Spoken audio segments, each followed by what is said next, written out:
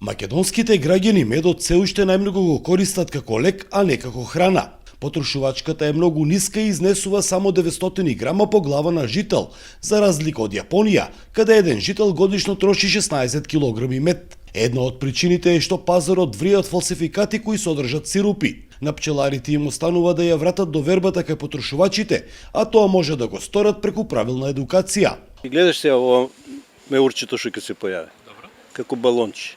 Значи, ако остане тука да е нагоре уште, а он како балон се дига нагоре. Значи, тоа е знак дека е чист мед. Земеш со лъжичето и кој ќе го дигне вака нагоре, гледаш се. Конец колку се дига влакното. Ако почне да капе како капки, значи тоа не е чист мед. Овој проблем се провлекува со години наназад, па затоа им беше потребна и институционална помош. Граѓаните медот треба да го купуваат од пчелари со сертификат во амбалажа со етикета, на која е впишан бројот од гледовалиштето, односно пчеларникот, и бројот за идентификација издаден од Агенцијата за храна и ветеринарство. Најновото истражување кажа дека фабрикуваните медови биле многу блиски до оригиналните медови.